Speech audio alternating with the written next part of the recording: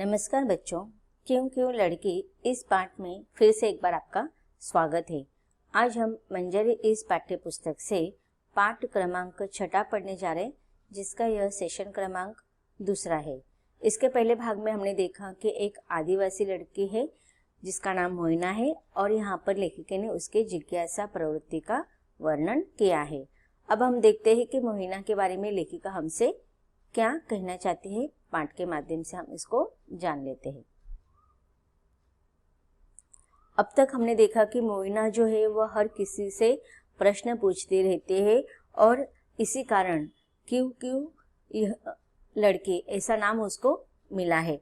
उसकी माँ थोड़ी उसके इस जिद्दी स्वभाव से परेशान है, लेकिन लेखिका कहती कि नहीं, इसका यह स्वभाव मुझे पसंद है क्योंकि उसके अंदर जिज्ञासा निर्माण होती है और अपने जिज्ञासा को शांत करने के लिए वह हमेशा इस प्रकार के प्रश्न पूछती है। वैसे शबर लोग आमतौर पर अपनी लड़कियों को काम पर नहीं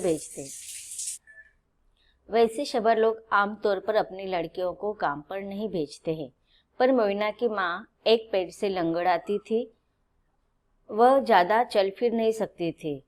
उसके पिता दूर जमशेदपुर काम की तलाश में गए हुए थे और उसका भाई गोरो जलाऊ लकड़ी लाने जंगल जाता था, सो मोइना को भी काम पर जाना पड़ता था।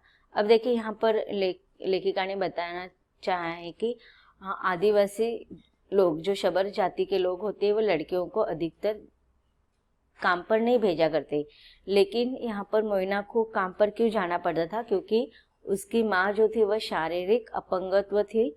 उसके माँ का एक जो पैर था उसे वह लंगड़ाती थी, इस कारण वह काम पर नहीं जा सकती थी, ज्यादा चल फिर नहीं सकती थी और उसके पिताजी काम की तलाश में कहीं और गए हुए थे और उसका भाई भी लकड़ी लाने के लिए जंगल में उसको हर रोज जाना पड़ता था, इसलिए मोइना को काम पर जाना पड़ता था। आपको इस पर प्रश्न पूछा जा सकता है, तो इसका उत्तर आप इस प्रकार से लिखेंगे।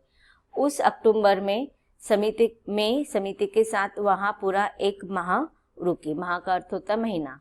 एक सुबह मोइना ने घोषणा की कि वह समिति वाली झोपड़ी में मेरे साथ रहेगी। अब देखिए लेखिका जो थी वह कभी कभार ही उस समिति में आया जाया करती थी, लेकिन किसी कारणवश उन्हें अक्टूबर महीने में 1 महीने के लिए पूरा वहां पर रुकना था और उस समय मोइना ने भी अपनी इच्छा प्रकट कर दी, ऐलान कर दिया कि वह भी समिति वाली झोपड़ी में लेखिका के साथ रहेगी। खीरी अर्थात उसके माँ ने कहा, बिल्कुल नहीं। क्यों नहीं? इतनी बड़ी झोपड़ी है, एक बुढ़िया को कितनी जगह चाहिए? तुम्हारा काम का क्या होगा? काम के बाद आया करूंगी।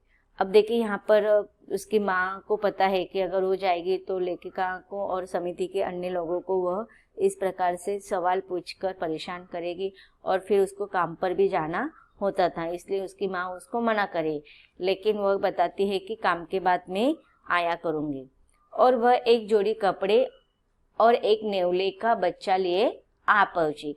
अब देखिए वो जिद्दी थी, उसने ऐलान कर दिया था कि वो लेखिका के पास जाकर रहेगी, तो उसने अपनी माँ को समझा दिया और एक जोड़ी कपड़े और नेवले के बच्चे के साथ वो वहां पर आ गई। ए बस जरा सा खाता है और बुरे सांपों को दूर भगा आता है, उसने कहा। अब देखिए लेखिका ने उसको कहा कि तू नेवले को क्यों लेकर आई, नेवले के बच्चों को। तब उसने उसका जवाब दिया। एक पहला कारण उसने बताया कि एक तो नेवले को अन्न खाना कम लगता है और दूसरी बात कि वो बुरे सांपों को दूर भगाता है, वो उसको मार डालता है या खा जाता होगा। उसने यही कारण लेखिका को बताया। अच्छे वाले सांपों को मैं पकड़कर माँ को दे देती हूँ। अब देखिए आदिवासी लोग जो जंगल में रहते हैं उनको इस प्रकार के जानवरों की आदत होती है, पहचान भी होती है। आप लोगों को पता होगा कि अलग अलग जानवरों के अलग अलग फायदे होते हैं, तो इन फायदों के लिए भी यह आदिवासी लोग क्या करते हैं, उनको पकड़ते हैं, पालते भी है। हमारी समिति की शिक्षिका मालती बोनाल ने मुझसे कहा, आप तो तंग आ जाएगी इसकी क्यों सुनते हुए। और वाकई वह अक्टूबर ऐसा बीता कि पूछो मत। क्यों मुझे बाबू की बकरियां चरानी पड़ती है, उसके लड़के खुद ही कर सकते हैं। मछलियां बोल क्यों नहीं पाती। अब देखिए समिति की जो शिक्षिका थी वहाँ पर बहुत सारे बच्चे पढ़ने के लिए आते थे और शिक्षिका को मोइना का स्वभाव भी पता था, इसलिए वो लेखिका को कहते कि आप उनसे थोड़ा परेशान हो जाएगी, क्योंकि वो बहुत प्रश्न पूछते रहते, बार बार क्यों क्यों रहता ही उसका। और लेखिका भी ये मान्य करते हैं कि सच में वह अक्टूबर का महीना इसी प्रकार से मेरा बीत गया कि वह हर बार मुझे कुछ ना कुछ प्रश्न पूछती रहती है कि मुझे ही क्यों बाबू की बकरियां चरानी पड़ती है, और बाबू की जहाँ पर मैं वो काम पर जाते वहाँ के लड़के तो बड़े हैं तो खुद का काम खुद भी कर सकते हैं, लेकिन मुझे ही क्यों वह काम बताते रहते हैं। फिर इसके बाद वो मछलियाँ बोल क्यों नहीं पाती। इस प्रकार के तरह तरह के प्रश्न वह पूछती रहती है। अगर कई सारे तारे सूरज से भी बड़े हैं तो वो इतने छोटे क्यों नजर आते हैं, और हर रात को तुम सोने के पहले किताबें क्यों पढ़ती हो। तो लेखिका को बार बार किसी न किसी प्रकार के प्रश्न वो पूछती रहती है कि देखो उसके मन में क्या प्रश्न है। आपके मन में पड़ा था कभी मछलियाँ क्यों नहीं बोलते, क्यों आप इस प्रकार के कि जानवर क्यों नहीं बोलते हैं। फिर उसको क्या प्रश्न पड़ा था, अगर कई सारे तारे सूरज से भी बड़े हैं तो वह आकाश में इतने छोटे क्यों दिखाई देते हैं। और लेखिका को और प्रश्न पूछते हैं कि तुम सोने से पहले ये किताबें क्यों पढ़ती है। तो लेखिका ने इसका उत्तर क्या दिया है, क्योंकि किताबों में तुम्हारी क्यों क्यों के जवाब मिलते हैं। अब देखिए यहाँ पर लेखिका ने हमें साक्षर होने का फायदा भी बताया कि हमारे मन में जो तरह तरह के प्रश्न होते हैं, इन सारे प्रश्नों के उत्तर हमें किताबों से शिक्षण ग्रहण करने से ही मिलते है। तो यहाँ पर लेखिका उसको बताते हैं कि तुम्हारे मन में जो सवाल आते हैं उन सारे सवालों को अगर मुझे तुम्हें जवाब देना है तो वो सारे जवाब मुझे किताबें पढ़ने से ही मिलते हैं। इस एक बार मोइना चुप रही। उसने कमरा ठीक ठाक किया, रंगन के फूलों वाले झाड़ को पानी दिया, नेवले को मछली दी। अब देखिए जब लेखिका ने बताया कि मैं ये किताबें क्यों पढ़ती हूँ, क्योंकि तुम्हारे पास जो क्यों क्यों ये प्रश्न रहते हैं उनके सारे उत्तर मुझे किताबों में मिलते हैं। तब वो उस बात के बाद ये उत्तर देने के बाद उसने लेखिका को फिर से कोई प्रश्न नहीं पूछा। फिर उसने कहा मैं पढ़ना सीखूंगी और अपने सारे सवालों के जवाब ढूंढ निकालूंगी। अब देखिए उसकी जिद, बहुत अच्छी जिद है। हमें भी अच्छी जिद अपने मन में पनपने देना चाहिए। अब वो लेखिका को बोलते हैं कि देखो, लेखिका ने उसको बताया ना कि तुम्हारे सारे क्यों के उत्तर मुझे पढ़ने पर किताबें पढ़ने पर मिलती हैं। तो वह भी सोचती है मैं भी पढ़ना सीख लूंगी और मेरे मन में जो सारे सवाल आते हैं उन सारे सवालों के जवाब मैं खुद ढूंढूंगी। मैं किसी को कुछ भी प्रश्न नहीं करूंगी। जो वह मुझसे सीखती वह बकरियां चराते समय दूसरे बच्चों को बताती है। तो यहाँ पर देखो उसकी अनुकरण की प्रवृत्ति हमें दिखाई दे रही है कि लेखिका के द्वारा जिस जिस बातों का ज्ञान ग्रहण करती, जो अच्छी बातें वह सीखती थी, वह क्या करती थी, बकरियां चराते समय उसके साथ जो अन्य बच्चे रहती थी उनको वह सारी बातें बताती रहती थी कि कई तारे तो सूरज से भी बड़े हैं, सूरज पास है इसलिए बड़ा दिखता है। मछलियां हमारे तरह बातें नहीं करती क्योंकि मछलियों की अपनी भाषा है जो सुनाई नहीं देती है।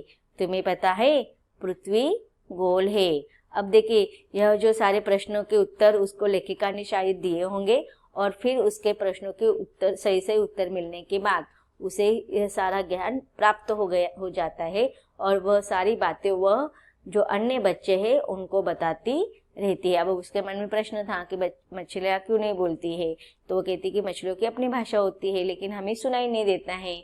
या फिर सूरज से भी ज़्यादा बड़े तारे आकाश में होते फिर भी वो हमें छोटे क्यों दिखाई देते। तो वह कहती, लेखिका ने बताया होगा कि कई तारे तो सूरज से भी बड़े, फिर सबसे अन्य तारों से सूरज पृथ्वी के नजदीक है इसलिए वह बड़ा दिखाई देता है।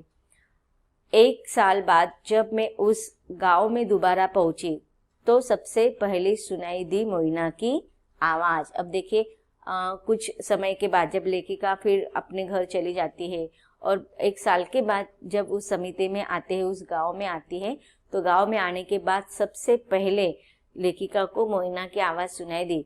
स्कूल क्यों बंद है? समिति के स्कूल के अंदर एक मिमियाती बकरी को अपने साथ घसीटते हुए उसने मालती को ललकारा। अब देखिए वो गरीब थी, काम करना उसकी मजबूरी थी और स्कूल उसको जाना था, लेकिन वहाँ पर जाती है बकरी, मिमियाती बकरी को लेकर वो साथ आती है और स्कूल की जो शिक्षिका है मालती, उनको पुकारते हुए कहती है कि स्कूल क्यों बंद है। तो अब मालती देखिए क्या उत्तर देती है, क्या मतलब है तुम्हारा, क्यों बंद है? मैं भी क्यों न पढ़ूं? तो तुम्हें कौन रोक रहा है? पर कोई कक्षा ही नहीं लगी, स्कूल पूरा हो चुका है। क्यों? तुम जानती हो ना मोइना, मैं सुबह 9 से 11 बजे तक ही कक्षा लगाती हूँ। अब देखिए वो मालती से पूछ रही है, तो मालती बोल रही है कि बताती है कि सुबह में ही स्कूल का समय होता है, और समय यहाँ पर उन्होंने बताया है कि सुबह 9 से 11 बजे तक ही कक्षा लगती है। मोइना ने पाव पटक कर कहा, तुम समय बदल क्यों नहीं सकती? मुझे बाबू की बकरियां चरानी होती है सुबह, मैं तो सिर्फ 11 बजे के बाद ही आ सकती हूँ। तुम पढ़ाओगी नहीं तो मैं सीखूंगी कहाँ से?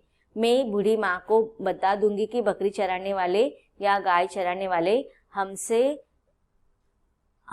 हमें में से ही कोई भी नहीं आ सकेगा अगर स्कूल का समय नहीं बदला तो। अब देखिए समिति के स्कूल है, मालती को वो बताती है कि ना सुबह हम लोगों को, मुझे और मेरे जैसे बहुत सारे बच्चों को काम पर जाना पड़ता है और वो सुबह का ही काम होता है, इसलिए हम सुबह में स्कूल में नहीं आ सकते, तो आप अपना स्कूल का टाइम समय बदल दो। और वो कहते हैं कि मैं बूढ़ी माँ को, अर्थात लेखिका और जो समिति के जो मेन चैरिटेबल लोग होंगे उनको बोलती है कि शिक्षिका मालती को बोलती है कि मैं उन लोगों को बता दूंगी कि बकरी चराने जाने वाले मैं और मेरे जैसे जो अन्य बच्चे हैं उनको भी तो स्कूल आना है ना, तो अगर स्कूल का समय सुबह होगा तो हम लोग नहीं आ पाएंगे। तभी उसने मुझे देखा और बकरी ले भाग खड़ी हुई। शाम को मैं मोइना की झोपड़ी पर गई। चौके के अंगार के पास मजे से बैठी मोइना अपनी छोटी बहन और बड़े भाई को बता रही थी, एक पेड़ काटो तो 2 पेड़ लगाओ, खाने के पहले हाथ धो लो, जानते हो क्यों? पेट दर्द हो जाएगा अगर नहीं धोगे तो। तुम कुछ नहीं जानते हो। क्यों? क्योंकि तुम समिति की कक्षा में नहीं जाते।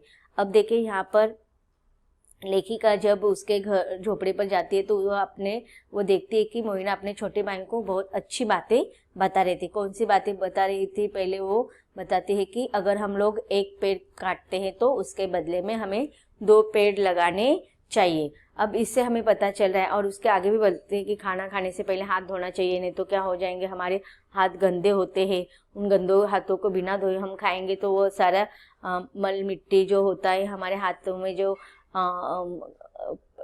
कीटाणु होते हैं वह खाने के साथ हमारे पेट में चले जाते हैं और उससे क्या हो जाता है, हमारा पेट खराब हो जाएगा, अलग अलग बीमारियां भी हो सकते हैं। अब यह सारी बातें उसने कहाँ पर सीखी थी? समिति के स्कूल में, कक्षा में सीखी थी। और वो अपने भाइयों बहनों को कहती है कि तुम लोगों को ये सारी बातें नहीं पता है क्योंकि तुम लोग समिति की कक्षा में नहीं आते। देखो तो ये इतनी सी छोटी सी बच्ची स्कूल में जाने से उसके विचारों में किस प्रकार से परिवर्तन आ रहा था। अब हमें इससे पता चल रहा है कि शिक्षा मनुष्य के जीवन में बहुत ही महत्वपूर्ण बात होती है। शिक्षा से हमारी परिस्थिति बदल सकती है, आर्थिक परिस्थिति बदल सकती है और उसके साथ साथ हमारे रोजगार मिल सकता है, और रोजगार मिलने से गरीबी भी बदल सकती है और मानसिकता भी हमारी बदल सकती है। विचारों में परिवर्तन शिक्षा के वजह से हमारे जीवन में आ सकती है। तो बच्चों, शिक्षित होना आज की बहुत ही महत्वपूर्ण आवश्यकता है। शिक्षण के माध्यम से, शिक्षा से मनुष्य का मानसिक विकास हो सकता है, समाज में व्याप्त गरीबी को दूर किया जा सकता है, रोजगार के अवसर मिलते हैं। अब यहाँ पर शिक्षा की बात आई है तो आप लोगों को पता होगा कि आपने जो ये ऐप डाउनलोड जो किया है आस विद्यालय, यह ऐप भी शिक्षा से संबंधित ही ऐप है, जिससे कि हमें हमारी शिक्षा पूर्ण करने में सहायता होती है। भारत का यह एकमात्र ऐसा ऐप है जहाँ पर आपको कक्षा 6 से कक्षा 10वीं तक हर विषय के, हर बोर्ड के अध्ययन बहुत ही कम इसमें पढ़ने को मिल सकता है। यहाँ तक शिक्षकों का पर्सनल मार्गदर्शन भी आपको मिल सकता है और बहुत सारे टेस्ट भी आपको विषय के अनुसार लिए जाते हैं। तो आपको यह ऐप शिक्षा से संबंधित होने की वजह से इसका जरूर फायदा होता होगा। तो इस प्रकार यहाँ पर किस प्रकार से मोइना के जीवन में शिक्षण के वजह से बदलाव आया है, इसका वर्णन आगे लेखिका कर रही है। तुम्हें क्या लगता है, गांव में जब प्राइमरी स्कूल खुला तो उसमें दाखिला होने वाली पहली लड़की कौन थी? तो लेखिका बताती है कि जब गांव में प्राइमरी स्कूल शुरू हुई तो उसकी पहली विद्यार्थी मोइना ही थी। मोइना अब 18 साल की है। वह समिति के स्कूल में पढ़ाती है। अगर तुम उसके स्कूल के पास से गुजरो तो निश्चित ही तुम्हें उसकी बेचैन आवाज सुनाई देगी। अब देखिए यहाँ पर 18 साल के बाद का जब वो उसके जीवन में क्या परिवर्तन आया कि वह समिति के स्कूल में जाती थी, जिससे की वजह से उसका शिक्षण पूरा हुआ है। शिक्षा ग्रहण करने से उसके जीवन में बदलाव आया है।